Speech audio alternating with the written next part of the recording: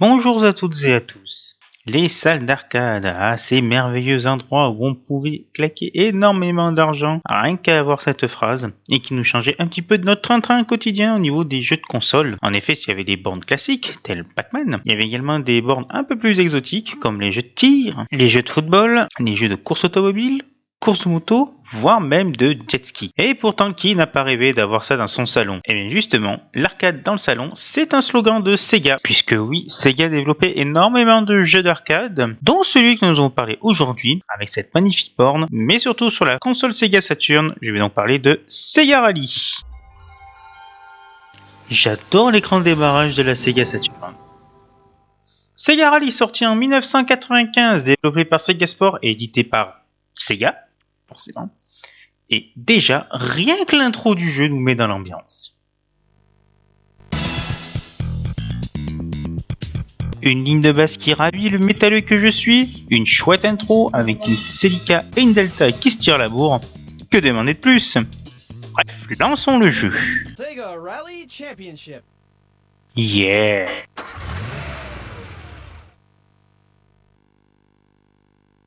On arrive donc au menu de Sega Rally avec différents modes de jeu tels arcade ou time attack, mais également d'autres options que nous verrons plus tard. Et on enchaîne avec la partie principale du jeu, son mode arcade, avec deux choix au départ, le choix Championship, le choix Practice, vient ensuite le choix de véhicule, qui sera pas trop compliqué, vu qu'il n'y en a que deux. C'est parti!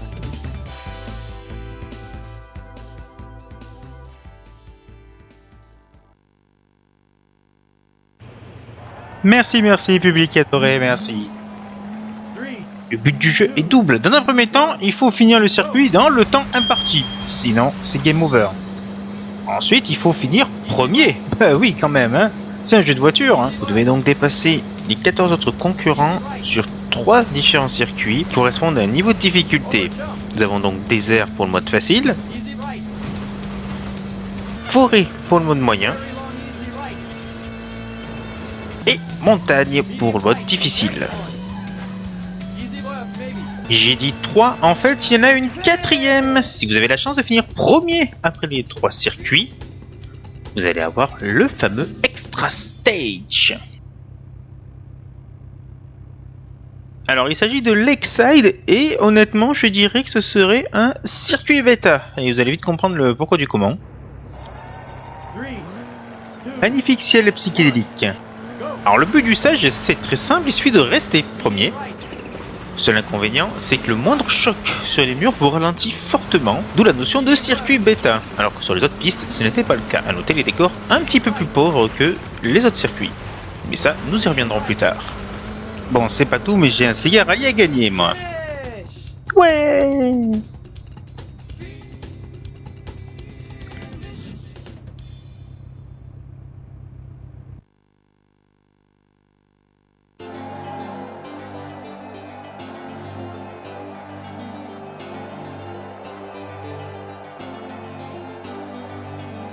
Un petit podium de victoire, puis des crédits de Sega Rally et le mode arcade est donc terminé. Si vous avez fait un bon chrono, à savoir un des 15 meilleurs chronos, vous pouvez entrer vos initiales pour sauvegarder votre score.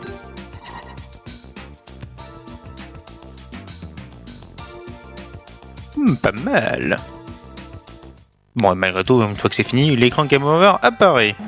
Parlons du jeu en détail. Le jeu vous propose donc 2 vues. Une vue devant la voiture et une vue de derrière. Et c'est cette vue qu'on peut remarquer les graphismes du véhicule, notamment le soin apporté aux véhicules phares, que sont donc la Lancia Delta et la Toyota Celica, extrêmement reconnaissables avec leur logo d'antan. Ces deux véhicules étaient des véhicules phares des années 90 dans le monde du rallye. On continue à parler graphisme, on peut parler des circuits extrêmement bien représentés pour l'époque, et notamment le petit effet à la fin de la spéciale désert avec cet hélicoptère qui soulève de la poussière lors de votre passage. Et pour l'époque, ça fait un effet bœuf. Alors si les niveaux sont assez jolis, notamment les petits villages de montagne, on ne peut pas en dire autant de vos adversaires. En effet, si votre adversaire principal, le véhicule opposé au vôtre, est assez bien modélisé, les autres, c'est des caisses à savon. Oui, j'avoue, c'est pas très joli. Et en plus, en parlant donc des autres véhicules, l'intelligence artificielle est assez limitée et sur des rails, Alors si ça ne se voit pas trop sur les premières spéciales, cela est très visible sur la spéciale Mountain, ou dans cette épingle, voilà quoi, c'est juste pas possible. Vraiment pas possible. Parlons un peu de la bande son, et là, rien à dire.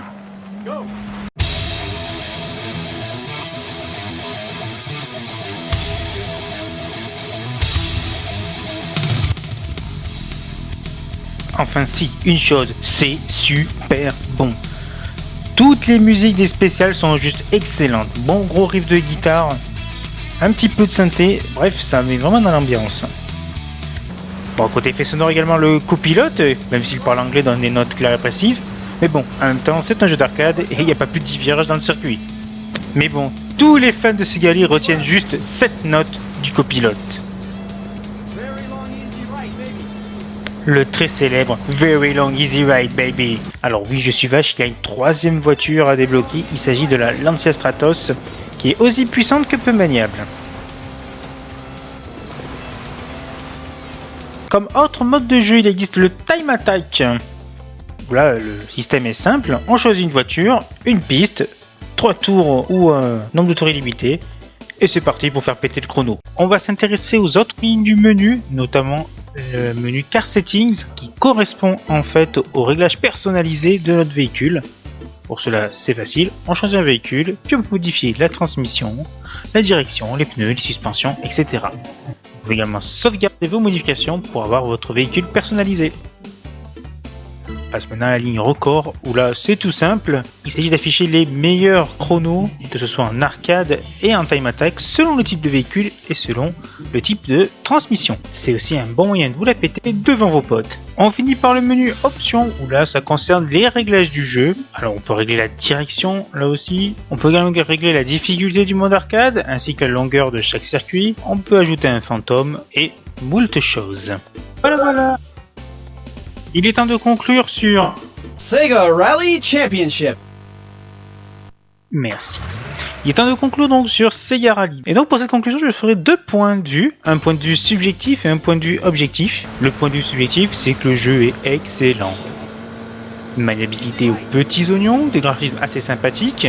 On passe quand même de la Mega Drive à la Saturn, faut pour préciser. Les voitures extrêmement bien détaillées, donc on y prend du plaisir, on y revient. Que demander de plus à un jeu? Maintenant, le point de vue objectif, c'est que le jeu est un peu vide. En effet, par rapport à l'arcade, on a juste un mode time attack et des petites options. Mais après 3 voitures et 4 circuits, c'est extrêmement pauvre. À l'époque, les jeux valaient 350-400 francs. Pour les petits jeunes, 60 € pour faire court. Vous vous imaginez de nos jours payer un jeu plein tarif pour ce qui pourrait être un DLC? Ça parlera aux plus jeunes. Bref, c'est un excellent titre, mais hélas un peu vide. Il est vrai qu'à l'époque, on payait essentiellement les graphismes, passer donc de la Mega Drive à la Saturn, et également l'arcade à la maison. En revanche, si vous pouvez l'avoir d'occasion, je vous le conseille vivement. Voilà, c'était le test de Sega Rally sur Sega Saturn. Vous retrouvez dans cette vidéo sur notre chaîne YouTube ainsi que sur notre page Facebook Jeux vidéo dans tous les états. Ici là, je vous souhaite une bonne soirée et bon jeu. Salut!